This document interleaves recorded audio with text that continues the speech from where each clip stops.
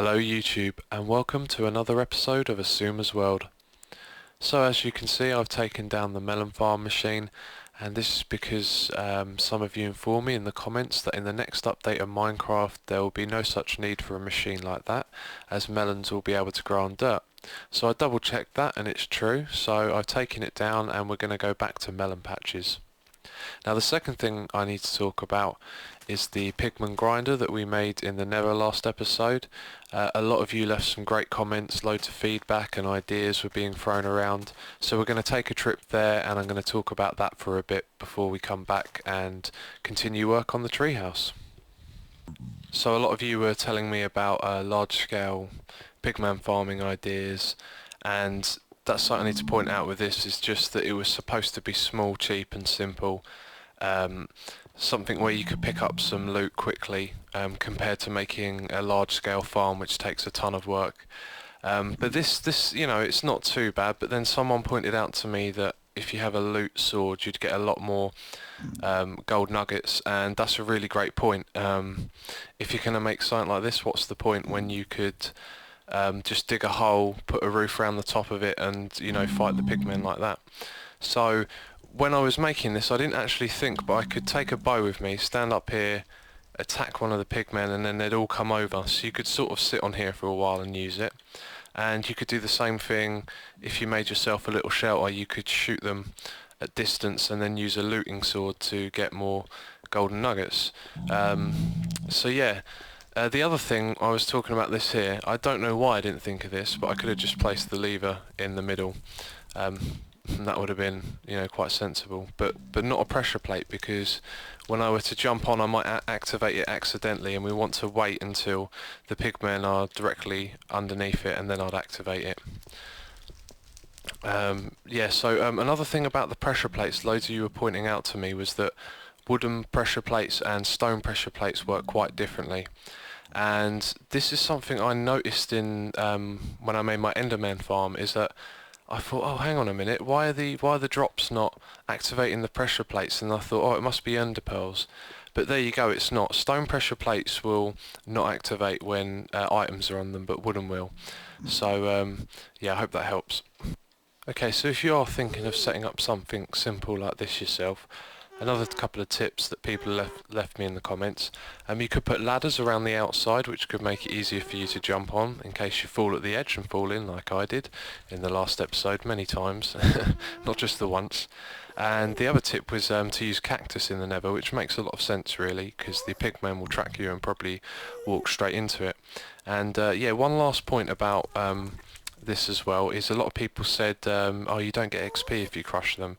And when I'm farming other mobs, I'm not really too worried about EXP, because if I make it a process where we gather EXP as well, it slows down the process of getting the drops, and I have my EXP farm for EXP, and so I'm here to get some drops. Anyway, it's time to head back to the main world, and while I'm on the way there, someone left me a great comment that you'd all probably appreciate.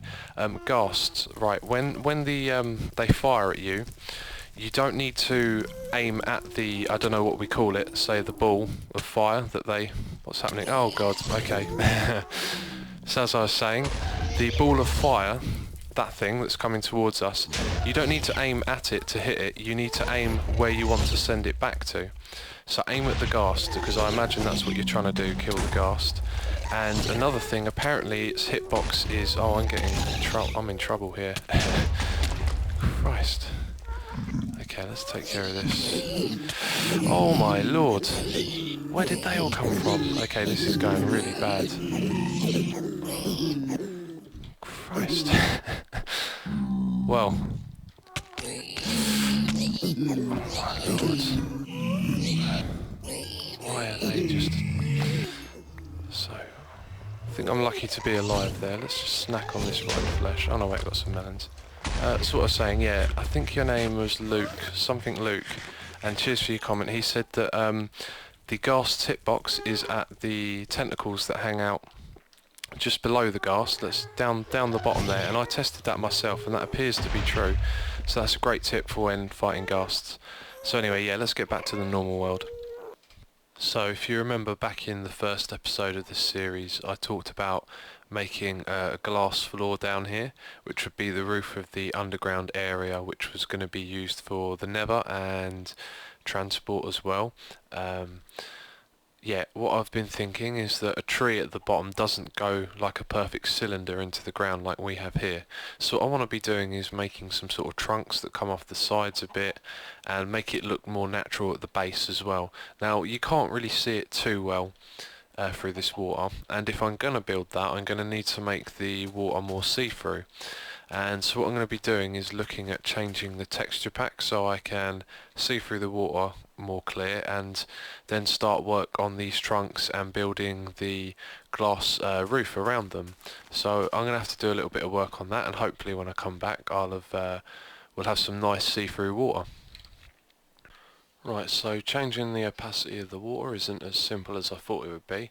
I started off by changing the texture pack, making the image file for the water itself slightly transparent, and that didn't work. And I've done some more research and I found out that it turns out it's in the code what makes the water opaque. So in order to make this more see-through I'm going to have to install a mod, and it also said something about this can cause the game to crash, so it seems like a really bad idea at the moment. Perhaps some of you can let me know in the comments if you've done this before, if you have any ideas. So what I'm going to do now is just do the glass as I originally planned to, and maybe do some of the smaller roots around this side. I think it's easier to see. Yeah, because the land comes up here. If I build a few roots coming off this side, it'd be a lot easier to do. So I'll get to work on building the glass roof, and after that we can have a look at building the trunks again. So I was about to start doing work on the glass roof. I've got tons of glass because I took another trip to Atlantis and smelted up more glass. Yeah, I'm going to show you this trick that someone left me a comment explaining how to do this, and I really liked it. If you remember before, I was having trouble getting to the bottom and back up, and so a lot of you were saying like place a sign on the woods or put a door on the bottom of the floor so you can breathe. And the reason I didn't want to do this is because I don't like breaking the water, and although it's not really important, it's just you know, a bit OCD, something that I don't like doing. But someone suggested to do this. Now apparently if I go, there you go, and then I can just place that same water back on the square, and now as you can see the water isn't broken, so I just take that and put it back, and that way I can breathe underwater with a bucket. So that's a really good tip, and I'm going to enjoy using that for sure. But anyway, it's time to build the glass roof. Right, so I finished doing the glass roof. Well, I haven't finished. I finished doing a segment of it. It just starts from over there, and I've done to about halfway around here. That's where it finishes. I don't know if you can actually see that too well because of like the YouTube compression, but it looks really good. And it's quite fun building underwater. I'm not used to doing that, so I checked out who it was who gave me that tip. Black Top Hat Guy, thank you so much. It's a great tip using the bucket. I could just stay down there for ages and the water never got broken, so it was really good, and it's actually really quite fun building underwater. So what I thought I'd do is just show you the process. It's quite simple. I drop in sand to get the floor level, and then I put glass on top of it, and that way when I'm mining it back out I can use torch mining. But I'd like to just show you a little bit of it. So what we're going to do is have a little mini time lapse to some music by Lovidicus, which is actually really fitting because whenever I'm doing building on this game I'm always listening to his music. So we'll do that, and yeah, let's do it.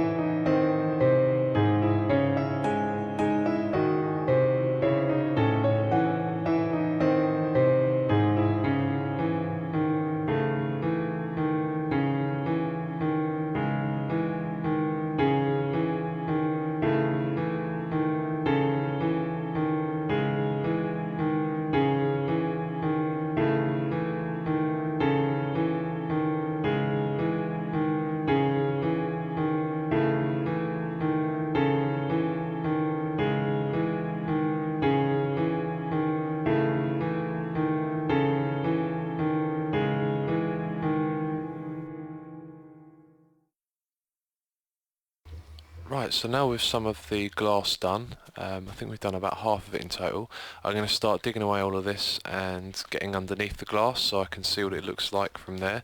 And as I come around this side, the wood gets lower, so I'm going to have to chop away some of the wood too. I was wondering if I wanted to actually do that or not, but I think I do because all the trunks will be above the glass level. But I'm not too sure. Anyway, I'll start digging that out. Okay, I'm making some progress and the view is brilliant. It just started thundering as well as raining, which got me thinking that this could catch on fire really easily when it's finished, because it's going to take up a large amount of area in the sky, and the lightning will hit it at some point if I'm really unlucky.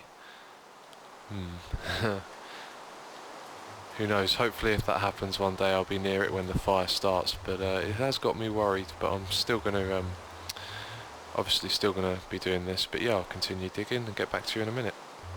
Okay, I thought I'd give you another progress update. It's coming along nicely, getting tons of resources, lots of sand and clay, and yeah, it's got me thinking that it's a good thing we done this glass roof first, because when I had a look up from above you can see all of this down here really clearly, and if I'd have built these tree trunks out over the glass it would have looked quite strange, I think. And what I'm thinking is the tree trunks should perhaps be, the roots even, should be in the middle of the rooms. So whatever I'm going to build down here will have big tree trunks in the middle of the room, and you'll be able to see that from up top, and I think that'll actually look a hell of a lot better than having the roots at this level and having the glass either side of it. And there's one other little thing I wanted to point out. If you see there's loads of grass around here, technically there shouldn't be any because I dug all my way down, but I remember I came down here once and an enderman had been and placed this block here, and yeah, now there's grass down here. Just thought I'd point that out. Okay, so I finished work on the glass roof, and it looks really great. It looks good from above too, and we'll look at that in a minute. And yeah, it goes all the way around to just over there. And yeah, while doing this I kept encountering this problem that I had seen before. Oh, there it goes. So basically there's a few little locations in the map. There's another one here, and when I walk over them it seems to lag a lot. And there we go again. And there's just one more over here. There we go. And yeah, it's really strange. You just seem to walk over this. There's two over there, one here and one up near the surface, and every time that you walk over them you just seem to, you know, get this lag. And I don't know if anyone else has experienced that or knows why that happens. If there's any way that I can fix it, please let me know if you do, because it's really strange and quite annoying as well. When I was doing the glass roof just around this area, I actually was running out of health and air, and I got hit by a lag spike and died because of it as well, which was really annoying. But I didn't lose any items. There it is again. So yeah, it's not so bad. Anyway, we'll head up here. Oh, if I can jump. And we'll go look at it from above. It looks a lot nicer at night because it lights up more natural. But there you go. And I think that's going to look really good. And what we should probably do is go take a little tour of it on the minecart and see how it looks. Right, here we go. Oh wow, that's a nice view.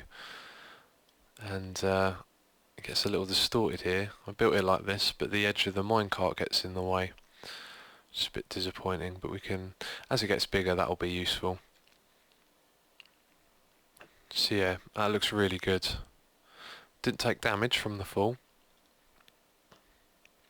I actually like the idea of this being a little bigger now that I see it.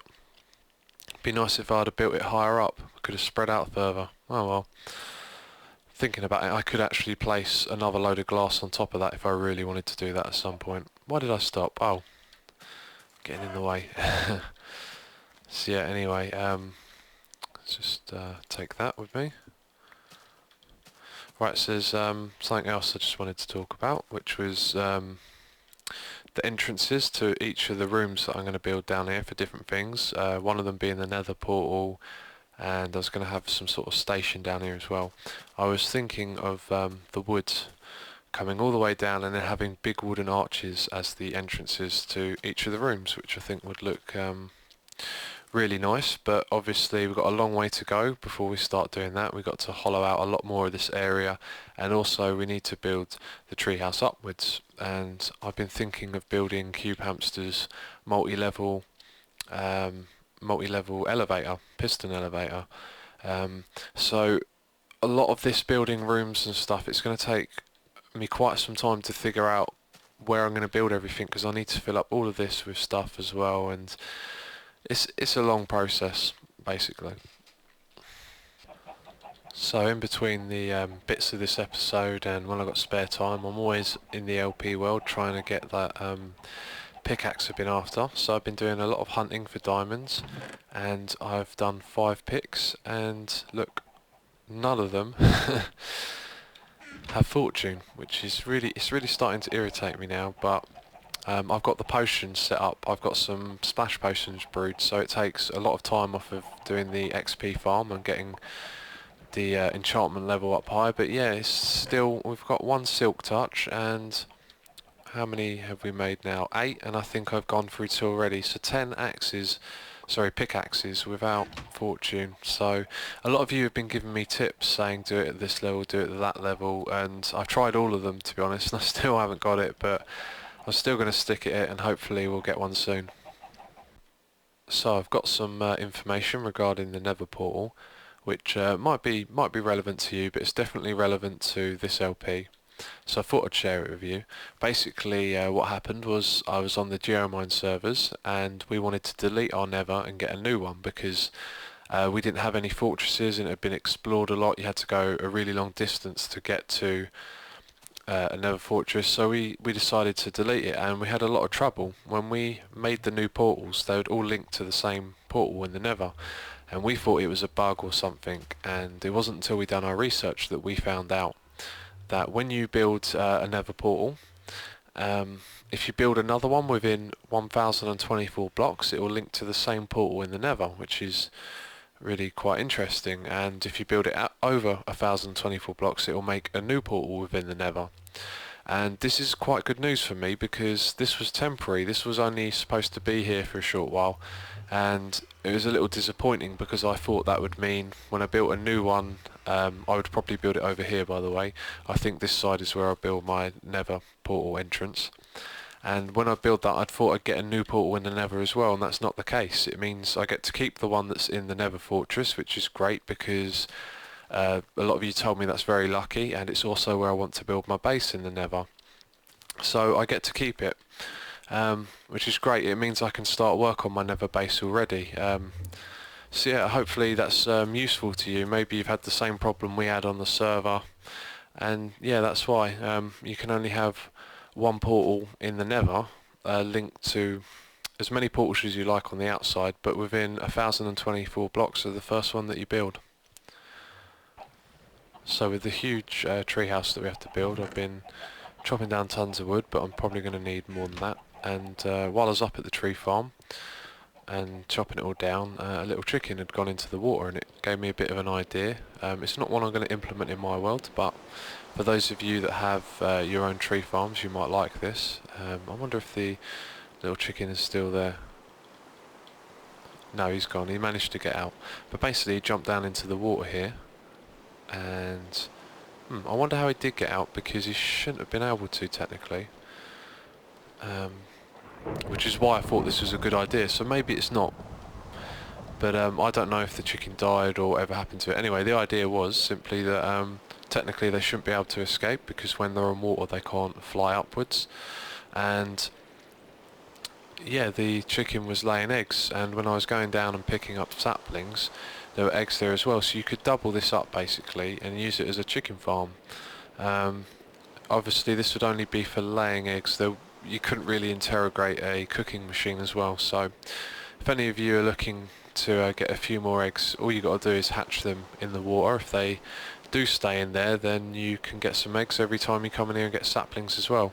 And that works for me, because I hardly ever make a trip over there to pick up eggs anymore. I do it all well, as you saw, I put my chickens next to where I am a lot, and if you're going to be here chopping down trees a lot, then it's just a good way to double up and save yourself some time. So I've got everything done that I wanted to do in this episode, and I'm not sure where to go next, if I should start building upwards. And if you remember earlier, I was talking about tree trunks, funny enough, down the bottom there. I actually meant tree roots, but the part that's at the bottom of the trunk, I guess is what I was saying. So now that we've got a good view, I can show you what I mean. I was originally thinking of having those roots above the glass level, which now I think would look quite silly. But because we can see under there quite clearly, I think it would be good to have the tree trunk roots sort of spread out and we can see it through the glass. And I also might actually go down there and raise the glass level up and smash all the glass below it, which is a bit of a pain, but I really like how it looks, and I think maybe it should be a bit bigger. But let me know in the comments if you like that. Do you think we should have an even bigger glass roof down there, or do you think it looks good how it is at the moment?